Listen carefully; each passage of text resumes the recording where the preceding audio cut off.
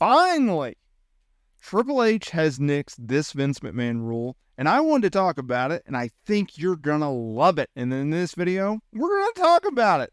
So let's get into it. Now, Triple H, since taking over main roster creative in WWE since 2022 due to Vince McMahon's hush money scandal, what a creep he is, there's been a lot of changes in WWE. And for the most part, people love it.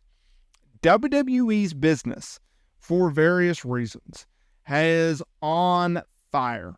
Whatever metric you want to use, television ratings, social media engagement, attendance, gates, merch, whatever, any business metrics you want to use, they're on fire. And Triple H has been given a lot of credit for it, right? As Stephanie McMahon opened WrestleMania 40 Night 2 and deemed it the Paul Levesque era, it truly is. WWE's product, thanks to Triple H, thanks to the Bloodline story, thanks to The Rock coming back, Cody Rhodes catching fire, Rhea Ripley catching fire, all of this has helped WWE's business. They're selling out television events and PLEs and house shows. The presentation on WWE television is remarkable. On the recent episodes of Raw, Sami Zayn coming through the fans in the crowd, walking the concession aisle, long shot, no edits, right behind him. That was phenomenal. That was one of the greatest entrances you'll ever see in pro wrestling. He's in Montreal. He's surrounded by his fans, right? He entered that building many of times before as a fan to watch pro wrestling. If you look at what Triple H has done, who he has used, what he has done with who he uses compared to what Vince McMahon did when he was in charge, it's night and day. You also have this idea that Vince McMahon lived by. He lived by rules. He had to have rules. If there was a botch in a match or something did not go plan, he would yell at the producers and say that you set the industry, you set the company back 30 years. And it's like, dude, no one remembers the spot. Calm down. WWE producers talk about that all the time.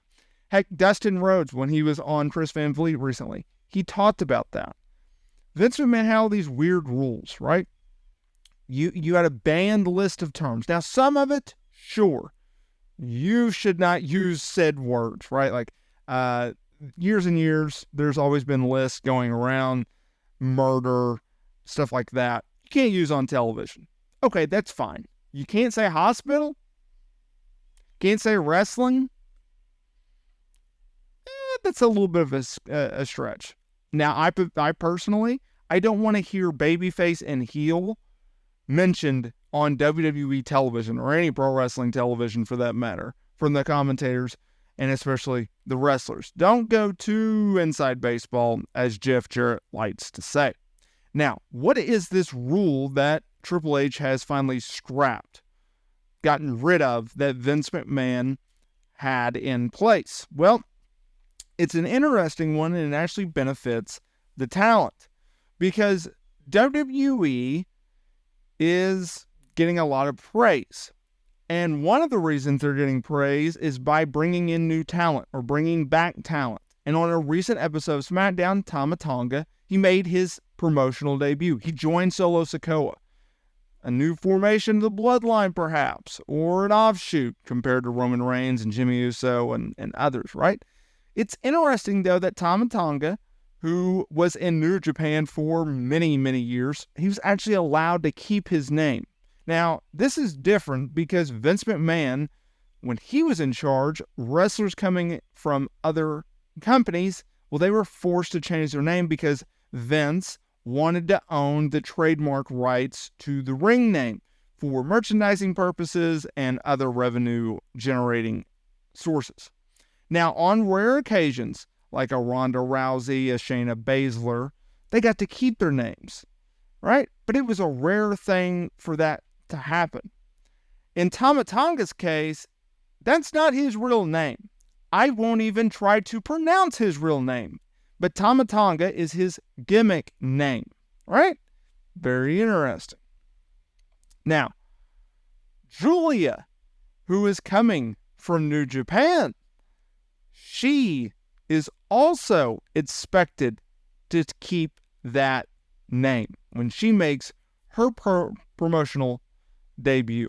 Just interesting, right? Because in a lot of cases, here's an example. Kevin Owens. They had to give him a ring name. He couldn't go by Kevin Steen.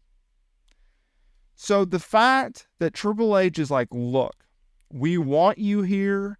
We think you could benefit our company for us. We think we could do great things with you. You can make a lot of money, etc.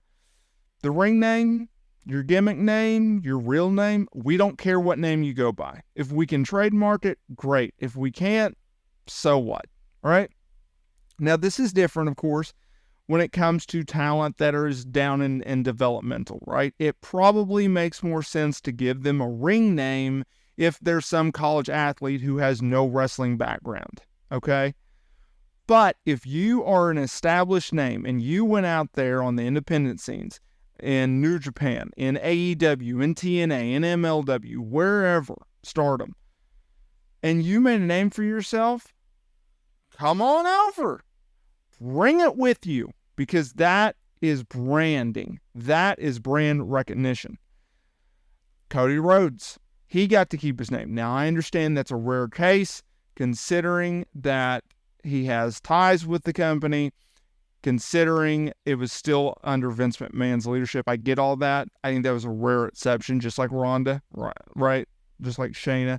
But for the most part, people aren't allowed to use their name. So if you look at Triple H allowing talent to keep their ring names, talent being able to have more freedom with their promos, right? Bullet points, not necessarily word for word for many talent now.